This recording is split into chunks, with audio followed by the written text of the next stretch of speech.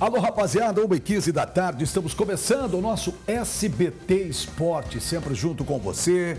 Galera, e hoje nós vamos falar muito do clássico no fim de semana, vamos falar do Santos que joga hoje e vamos ter uma opinião ainda mais embasada e qualificada do jogo entre Mirassol e Corinthians. A nossa equipe fez uma bela matéria e o Caio foi lá assistir o jogo no estádio. Boa tarde, cara. Tava lá, tudo bem, Nerds? Foi tudo bem lá? Foi bem, foi gostoso. Gostoso, torcida animada pra caramba, dos dois lados, né? Estádio cheio, o Maião é sempre um estádio com uma estrutura bem bacana, né, pro interior, assim, foi sensacional. Que bom. Só o time que não te deu muita alegria. Só o jogo do Mirassol foi excelente, né? O jogo que o Mirassol fez do Corinthians ficou devendo. Ficou devendo. Tá aí. Bom, você também pode participar pelo nosso SBT Zap, a sua participação é importante demais pra gente, 18991437891, ainda mais porque nós tivemos essa rodada bonita aí do Campeonato Paulista, né? Que tem 2 jogos hoje para terminar essa rodada do final de semana. Pelo Paulistão, a gente vai contar aqui um pouco da história de Mirassol e Corinthians. Fizeram um jogo bem disputado, mas com poucos gols e muitas chances desperdiçadas, principalmente pelo time da casa, que quase venceu o Corinthians. Quase. Não é? Então nós vamos acompanhar esse jogão com a nossa querida Joyce Cremonese. Vamos lá.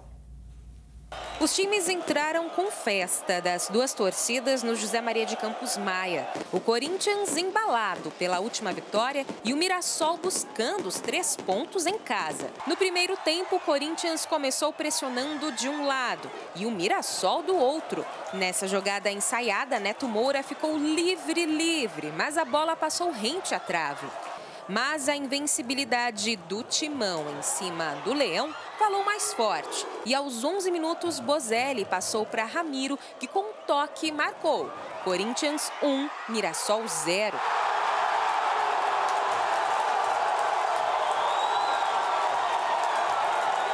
Mas o time da casa não recuou e o goleiro Kevin praticamente não trabalhou mais até o final do primeiro tempo. O Mirassol começou a pressionar a saída de bola do adversário. Neste lance, Juninho ficou frente a frente com Cássio.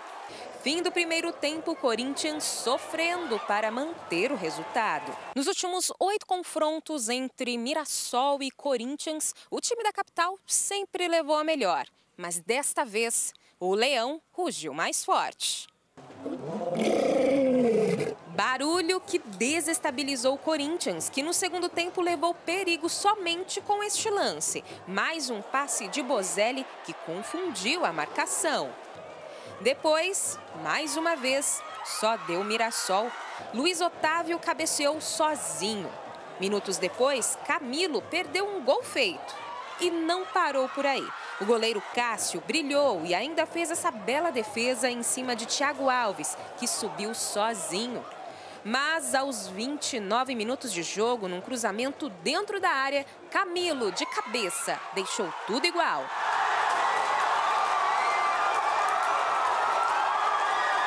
Final da partida, Mirassol 1, Corinthians 1. Resultado que para o técnico do Mirassol foi satisfatório, mas não ideal. Criou as possibilidades, teve chance de vencer. Eu acho que o que a gente tem que aproveitar de positivo é que nós estamos no caminho certo, mas temos bastante coisa a melhorar, até porque nós não vencemos a partida, então não dá para comemorar nada. Já Thiago Nunes, técnico do Corinthians, disse que o time sai da partida com grandes aprendizados. Estamos no processo natural de evolução, hoje é o 20º dia de preparação. Como é de se esperar, você vai oscilar, vai ter bons e maus momentos. Eu vou tirar desse jogo as lições que nos trouxeram, porque o Mirassol foi superior a gente em alguns momentos do jogo, nos traz vários aprendizados, várias situações que a gente pode evoluir para os próximos jogos. Bom, pois é, tá aí Corinthians e Mirassol, imagens do Raul Júnior e a Joyce Cremonese que trouxe todos os detalhes pra gente desse jogaço aí em Mirassol. E pelo que eu vi, você esteve lá, então você vai comentar agora como você viu esse Mirassol e Corinthians, mas pelo menos pelos melhores momentos que a Joyce mostrou aqui, deu mais Mirassol, né? Porque o Cássio andou fazendo grandes defesas aí, não, Caio? O Cássio pegou 3, 4 bolas ali muito difíceis, Hernandes. E para mim o Mirassol foi o dono do jogo. Acho que desde o começo o Mirassol subiu a linha de marcação, pressionou o Corinthians, encurralou o Corinthians. no seu campo de defesa, tanto que o Cássio, o Pedro Henrique e o Gil, eles foram muito acionados para começar a saída de bola do Corinthians. Em muitos momentos eles não conseguiam. O Corinthians teve que alguns momentos dar chutão, que é uma coisa que o Corinthians não tem feito, pelo menos nesse início de trabalho do Thiago, e graças à marcação-pressão que o Mirassol impôs ali contra o clube da capital, né? O Corinthians fez o gol e depois não conseguiu atacar mais, não teve mais nenhum lance de perigo efetivamente para o goleiro. Teve uns lances ali de cruzamento, mas nada mais efetiva. Já o Mirassol estava conseguindo chegar desde o começo do jogo. E aí no segundo tempo entra o Camilo, que para mim eu acho que mudou o jogo por parte do Mirassol.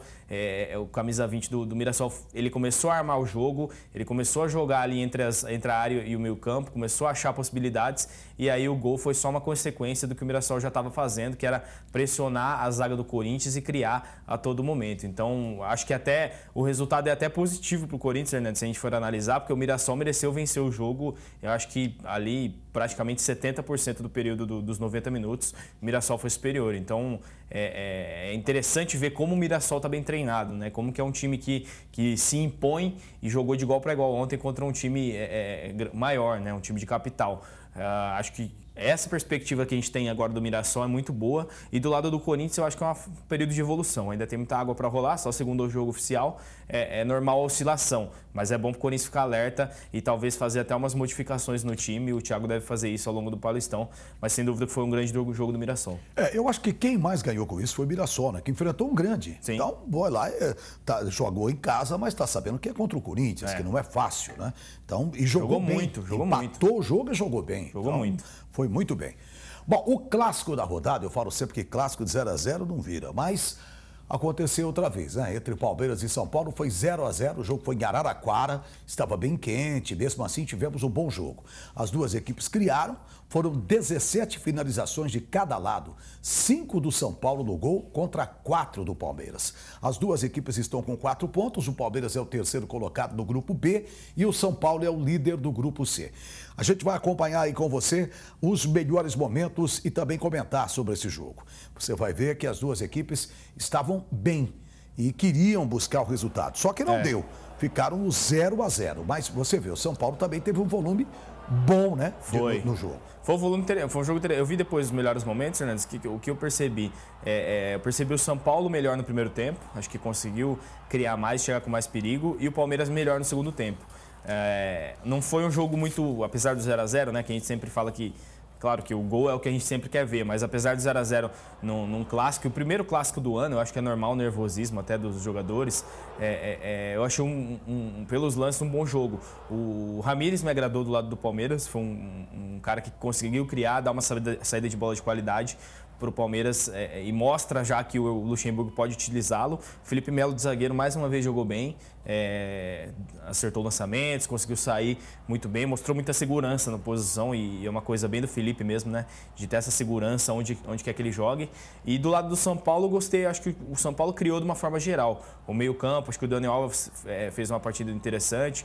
O meio-campo conseguiu render mais do que a gente vinha vendo em 2019 com o Diniz no comando da equipe. Então, acho que, apesar do resultado, é um saldo interessante para os dois e é um processo de evolução, tanto para o Palmeiras quanto para o Diniz, para o São Paulo do Diniz, que estão começando trabalhos. A gente pode dizer assim do Diniz, que o Diniz está também há pouco tempo no São Paulo, né? Então, é o início de um projeto diferente e novo nos dois clubes. Mas acho que fica o aprendizado e o período de evolução, né? Assim como o Corinthians a gente comentou que está nesse processo, São Paulo e Palmeiras também estão. É um jogo bem equilibrado, né? Bem equilibrado. Isso mostra, esse equilíbrio é bom para o campeonato, porque de repente não está ninguém sobrepondo o outro, né? Pelo menos nós estamos ainda muito cedo, com 2 rodadas só, mas já dá para perceber que para início de competição os clubes estão bem equilibrados. Isso mesmo. E aqueles que estão se sobressaindo, eu acho que o Mirassol é um deles, o Red Bull, o Novo Horizontino. O Novo Horizontino. Aliás, o Novo Horizontino, que linda campanha. Venceu os dois. Já venceu 2. Já fez 4 gols e não sofreu nenhum. Isso. Tá bem demais. Bela campanha aí, 2 jogos, tá indo muito bem.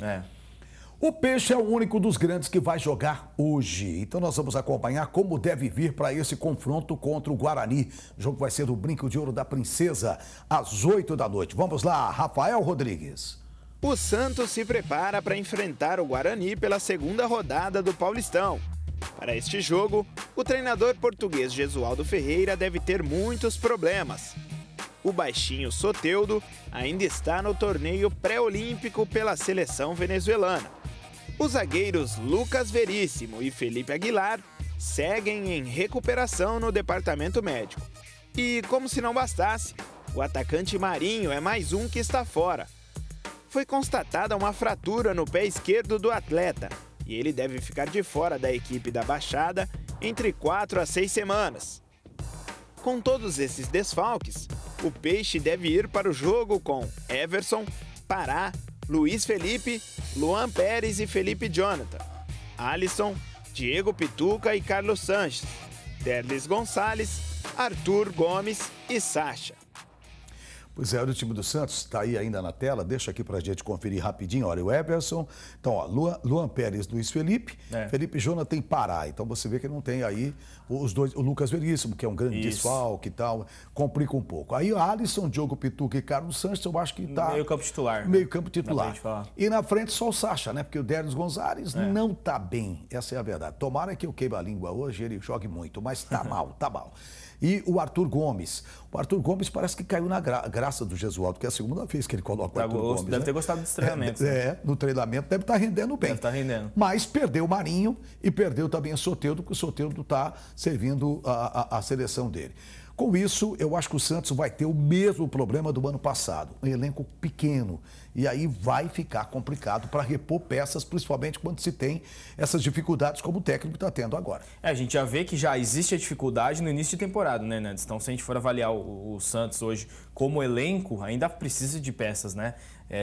Acho que para o jogo perde talvez os dois principais pilares, aí, se a gente for analisar, do time, que é o Soteldo e o Marinho, e é os caras que buscam, quando o Santos joga fora, buscam contra-ataque. Quando o Santos joga na Vila, propõe o jogo. Então, esse padrão de jogo do Santos era muito forte no ano passado. Hoje não vai ser o caso, o Santos vai ter que criar alternativas, e até talvez seja bom para atacar por outros lugares, buscar outros meios de tentar fazer o gol.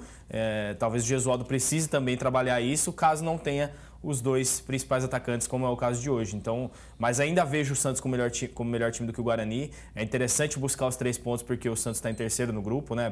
Tem um jogo a menos, mas está em terceiro no grupo, atrás do Oeste da Ponte. E o jogo do Santos depois é um pouco mais complicado. Pega a Inter de Limeira, que eu acho melhor time que o Guarani, e o Guarani pega o Mirassol aqui no Maião. Então, o Guarani também tem 2 desafios interessantes, né? E o Inter de Limeira tem um treinador que a gente conhece muito, né? Que jogou muito no Santos, que é o Elano.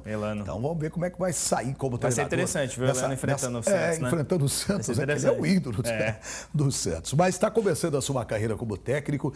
É um garoto que merece, viu? Um cara centrado, um cara maravilhoso. Tomara que dê certo aí como técnico. Vamos torcer para isso. Bom, e aí o pessoal de casa, como é que tá? O João Vitor Pimentel, que é de Araçatuba, diz o seguinte: na opinião de vocês, o Corinthians vai ser campeão do Paulistão? Caio, manda um salve para mim. Beleza, João. Salve, cara. Eu acho que ainda é cedo para falar, né? Acho que os 4 grandes têm chance de ser campeão paulista sem problema. Ainda não tem como a gente prever. O Corinthians está num processo de evolução, assim como o Palmeiras e o São Paulo e até o Santos. Acho que ainda não tem como a gente opinar nada com relação a isso, não. Verdade. E o Rogério, que é de Catanduba, vai Corinthians, Carlos Hernandes e Caio, o que vocês acharam do jogo? Adoro esse programa, um abraço para a turma do SBT Esporte. Bom, o Caio teve lá, Rogério. Pode falar para você. Eu, pelo volume de jogo que eu vi, eu acho que foi um jogo muito bom, Corinthians e Mirassol. Melhor um pouco para o Mirassol. Melhor para o Mirassol, não, que a gente falou, um abraço para o Rogério. O Mirassol bem melhor, o Mirassol propôs o jogo, o Corinthians ficou encurralado e só mostrou o quanto o time do Mirassol é bem treinado e pode chegar longe nesse Paulistão, né? O Corinthians precisa melhorar ainda na saída de bola. Acho que o Pedrinho fez falta ontem para o Corinthians, então ainda tem peças ali para o Corinthians tentar encaixar. E talvez o Pedro Henrique, que para mim eu acho que não tem futebol para ser titular hoje do Corinthians. O Madison pergunta também, né, de Sagres, se a gente acha que o Timão tem chance aí no Brasileirão. Ele já está falando do Brasileirão. Muito cedo, né? Tá muito cedo. Tá cedo ainda. Vamos esperar um pouco, né? Vamos ver como que esse elenco vai evoluir, né? Aliás, porque o Campeonato Paulista é bom para isso, para as equipes ver se precisam de reforço ou não para um Brasileirão, né? Exatamente. Que aí pega times que aí é 38 rodadas, é só time difícil, aí fica complicado. Bom, vamos pro intervalinho, bem rapidinho, já tem mais, hein?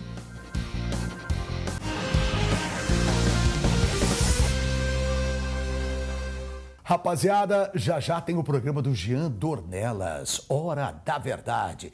E ele vai trazer os destaques pra gente. Parece que tem um telespectador aí com você. Isso, Jean? E aí, meu amigo Carlão, tudo bem? Você e o Caio? Olha só, você imagina você, consumidor?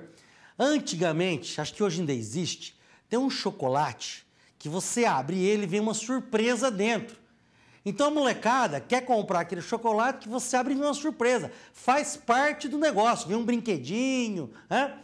Acontece que um consumidor aqui de Rio Preto comprou um pacote de bolacha e, de repente, quando ele abre a bolacha, vem uma surpresa. Mas não era um brinquedo e eu vou mostrar para vocês aqui o que veio de presente dentro de uma bolacha. E olha, a coisa não ficou fácil, não. Até o dente dele quebrou. Então aguarde, acompanhe a Hora da Verdade. Vocês vão entender quais são os seus direitos e como proceder no caso desse de encontrar uma surpresa desagradável. Então até daqui a pouco, 1h45, estamos no ar com a Hora da Verdade. Boa semana para todo mundo aí, gente. Valeu, Jean. Hora da Verdade, logo após o SBT Esporte para você.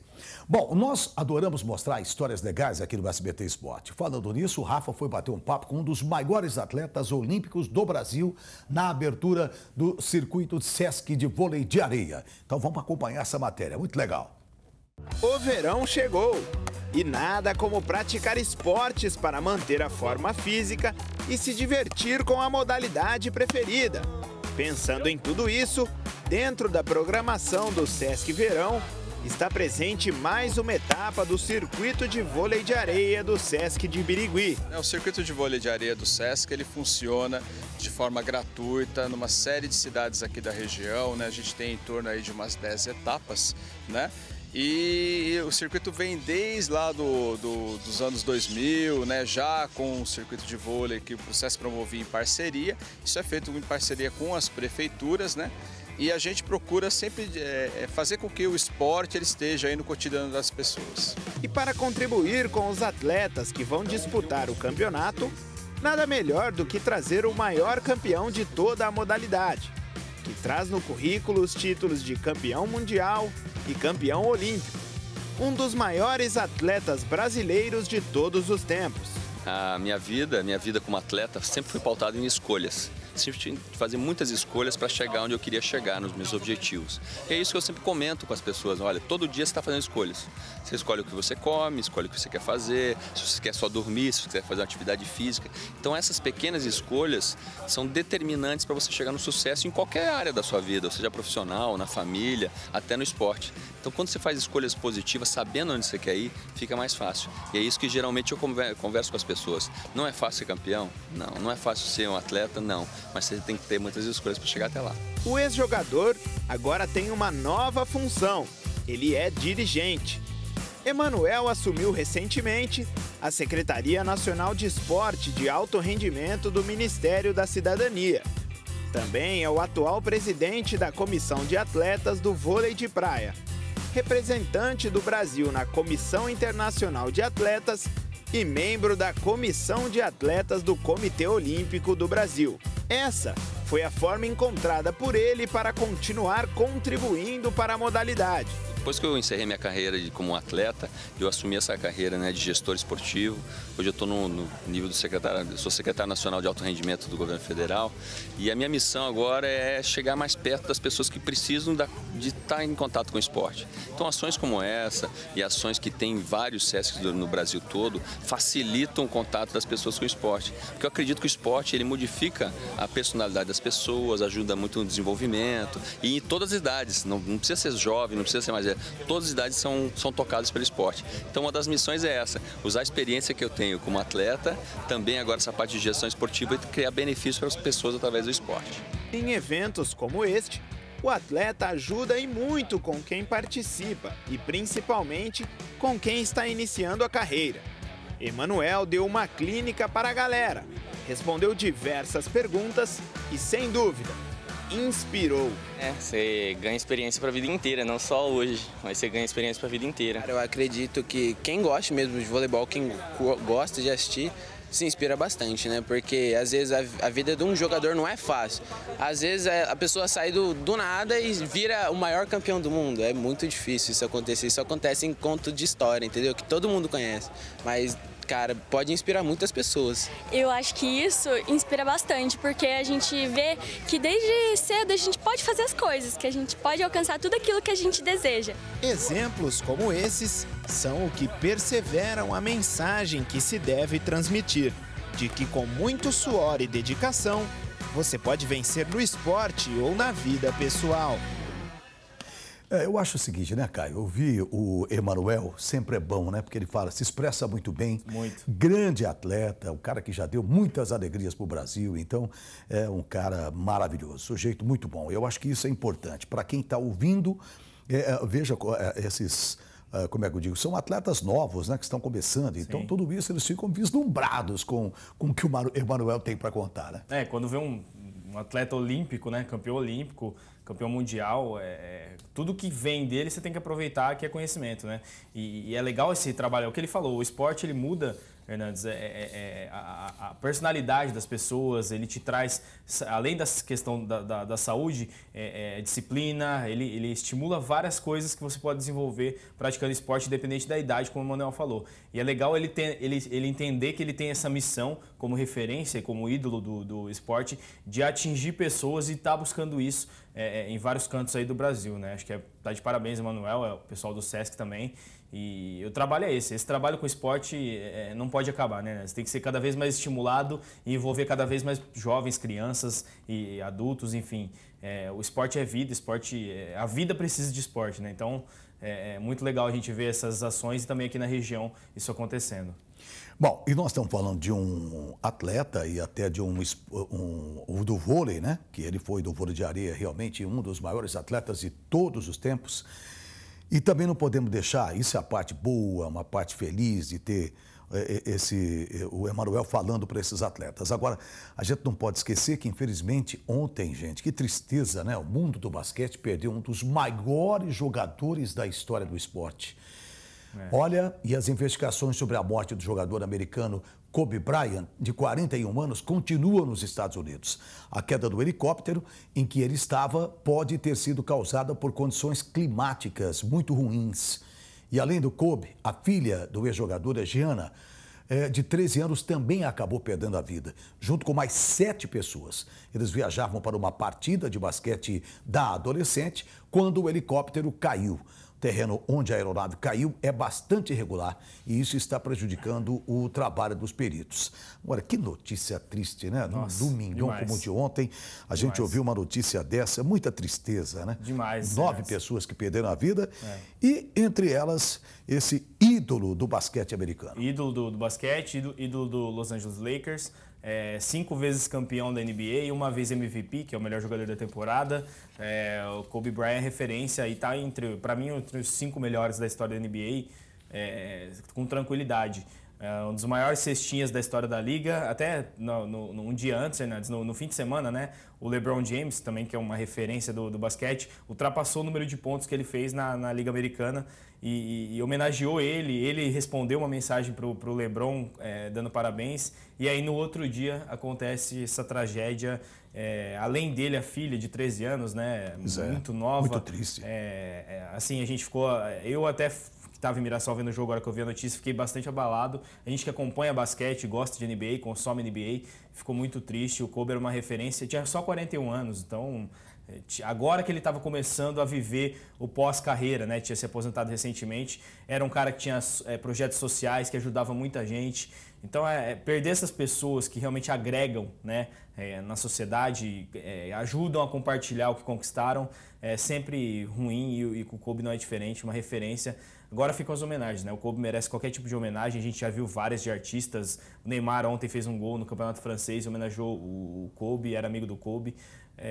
Só lamentar e seguir em frente, né? Mas fica a lembrança do Kobe, um jogador espetacular, a gente está vendo os lances dele aí. Era um cara diferenciado, jogava muita bola, chutava de qualquer lugar. Ele foi o recordista de bolas de 3, Hernandes, em um jogo só, 12 cestas. no mesmo jogo. Então, fantástico, né? Eu particularmente era um grande fã do Kobe e fiquei muito triste mesmo. E saber que ele estava fazendo, assim, ele tinha essas atitudes, né? Ajudava muitas pessoas, ajudava muito no social, no mundo todo. Sim. No mundo todo. Então, realmente, a gente fica perplexo com a notícia dessa. E não só ele, né? Mas são 9 pessoas que perderam a vida. Né?